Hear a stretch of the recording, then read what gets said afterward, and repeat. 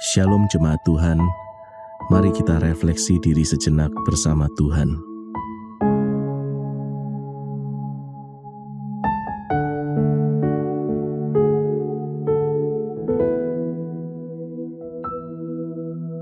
Bapa, lembutkanlah hatiku untuk dapat lebih mengasihi-Mu. Bapa, bentuklah diriku untuk dapat menjadi saksi-Mu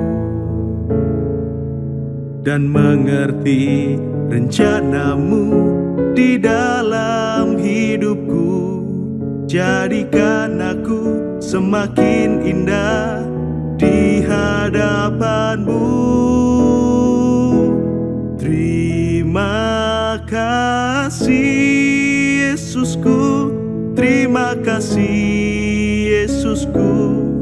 Puji syukur hanya bagi Tuhanku. Terima kasih Yesusku, terima kasih Yesusku. Puji syukur hanya bagi Tuhanku. Terima kasih Yesusku, terima kasih Yesusku. Puji syukur hanya bagi Tuhanku. Terima kasih Yesusku, terima kasih Yesusku. Puji syukur hanya bagi Tuhanku. Puji syukur hanya bagi Tuhanku. Puji syukur hanya bagi Tuhanku.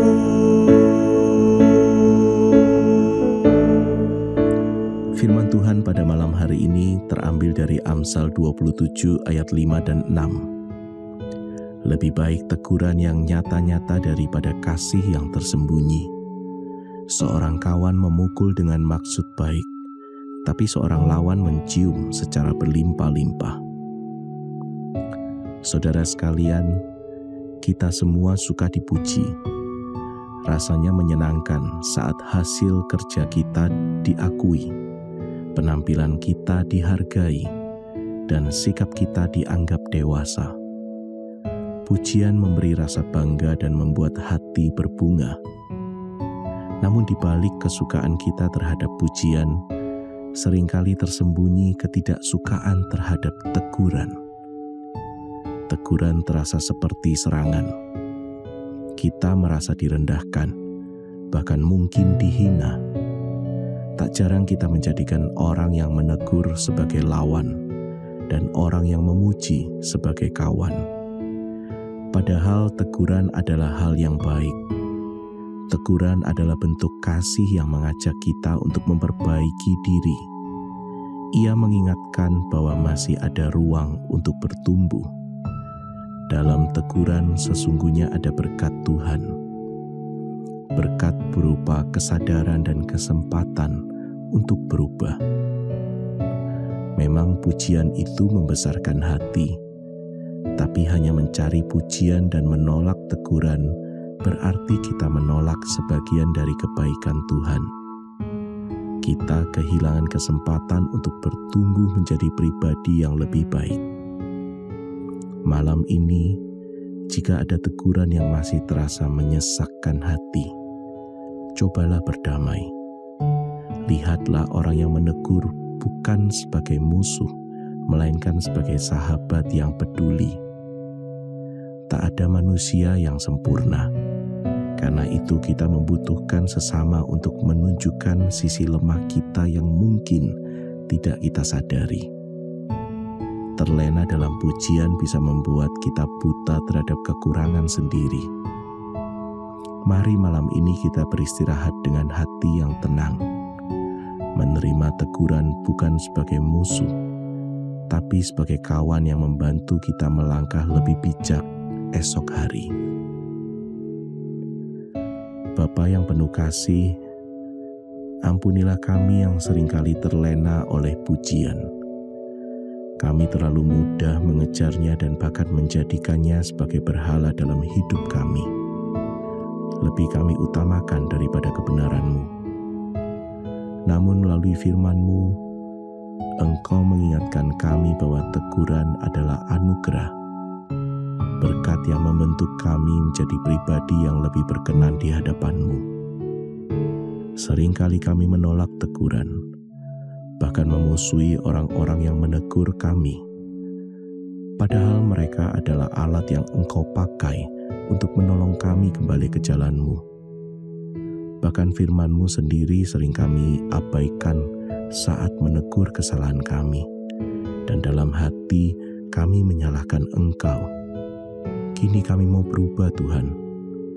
Arahkan hati kami agar mampu menerima teguran sebagai wujud kasih-Mu.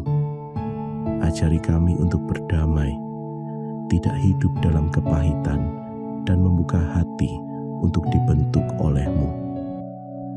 Malam ini kami berserah penuh kepada-Mu. Jagalah kami dalam perlindungan-Mu, dan terus tuntun kami dengan firman-Mu, agar kami tidak tersesat dan tetap hidup dalam berkat-Mu. Dalam nama Tuhan Yesus kami berdoa. Amin. Terima kasih Yesusku, terima kasih Yesusku. Puji syukur hanya bagi Tuhanku. Terima kasih Yesusku, terima kasih Yesusku. Puji syukur hanya bagi Tuhanku. Terima kasih Yesusku, terima kasih Yesusku.